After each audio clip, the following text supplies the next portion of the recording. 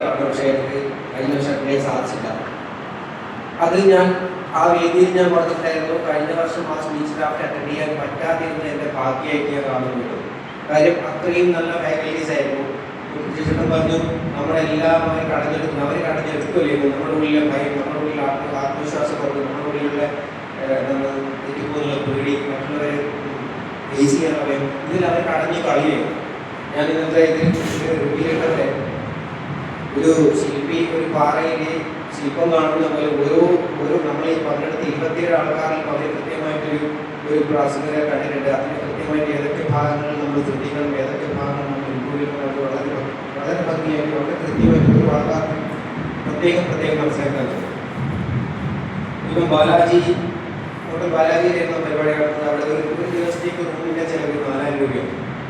ഒരു സാധാരണ റൂമിൻ്റെ ചിലവ് 4000 രൂപയാണ്. നമ്മൾ സ്പീച്ച് ക്രാഫ്റ്റിന് കൊടുത്തത് 6490 രൂപയാണ് 3 ദിവസത്തേക്ക്, ഇൻക്ലൂഡിങ് ഭക്ഷണം കൊടുക്കണം.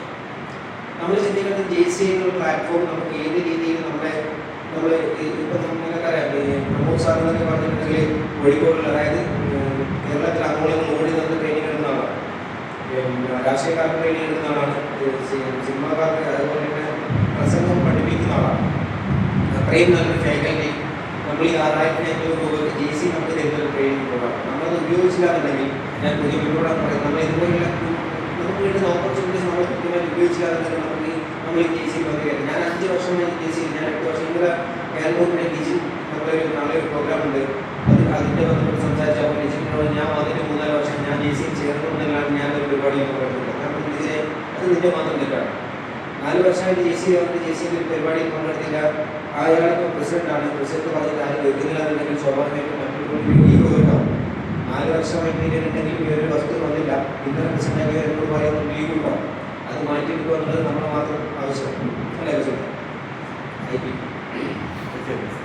അപ്പോൾ നമുക്ക് കൃത്യമായിട്ട് നമുക്ക് ഈ 27 ആൾക്കാർക്കും മാറ്റങ്ങൾ ഉണ്ടായിട്ടുണ്ടെന്നുള്ള അവസാനത്തെ സെഷനാണ് നമുക്ക് മനസ്സിലാവും. ഇപ്പോൾ ശ്രീയ മേഡം പറഞ്ഞാൽ മേഡത്തിന് ചെയ്യായിരുന്നു.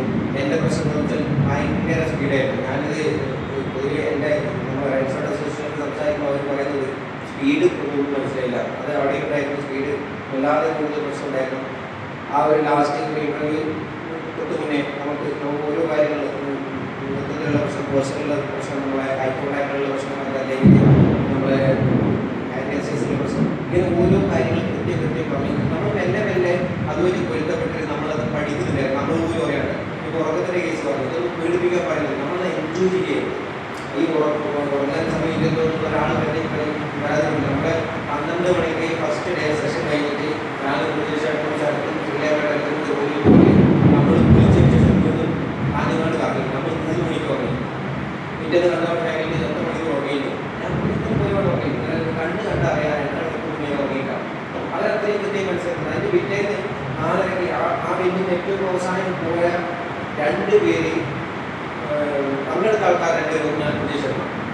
ഏറ്റവും അവസാനം പോയ 2 ആൾക്കാർ ഞാൻ പ്രതീക്ഷിക്കുന്നു. നമ്മുടെ കൂടെ ഉണ്ടായിരുന്നത് ആ ഇൻ്റർവ്യൂ ചെയ്ത ജയ്കോമിൻ്റെ chairman Shri past national vice president JC സാറുടെ നമ്മൾ അവരോട് സംസാരിച്ചതിന് ശേഷം നമ്മൾ ഇറങ്ങിയത്. അത്ര ആ വെല്ല് നമ്മൾ അത്രയും വിളിച്ചു നിർത്തിയിട്ട് നമ്മൾ 2 മണിക്കൂർ ഉറങ്ങിയിട്ടുണ്ട്. ധാരാളം പിറ്റേന്നുള്ള ക്ലാസ് നമ്മൾ പുറത്തുമായിട്ടൊന്നും വരുന്നില്ല.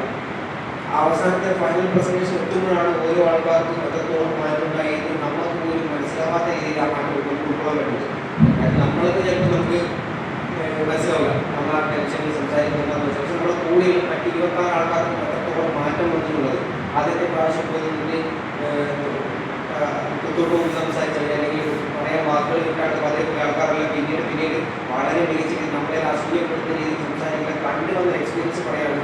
അടുത്ത വർഷം ഇവിടെ വന്ന പുതിയ മെമ്പേഴ്സ് CPS എല്ലാവരും പറ്റുന്ന സ്പീച്ച് ക്രാഫ്റ്റ് ചെയ്യണം. അത് നിങ്ങൾ പ്രസംഗിക്കാൻ വേണ്ടിയിട്ടില്ല. ഏതെങ്കിലും അവസരത്തിൽ ഏതെങ്കിലും സന്ദർഭത്തിൽ നമ്മളൊരു 10 ആൾക്കാർ അഭിമുഖീകരിച്ച് സംസാരിക്കണമെന്നുണ്ടെങ്കിൽ ഒരു നാട്ടിൽ വായനശാല എന്തെങ്കിലും പരിപാടിയാവാം, അല്ലെങ്കിൽ ഒന്നും വേണ്ട നമ്മളൊരു അടുത്ത് എന്ത് വെച്ചിട്ട് അതിന് സഞ്ചയം പറയാനാവണം. ഇതൊക്കെ ജീവിതത്തിൽ വരുന്ന കാര്യങ്ങളാണ്.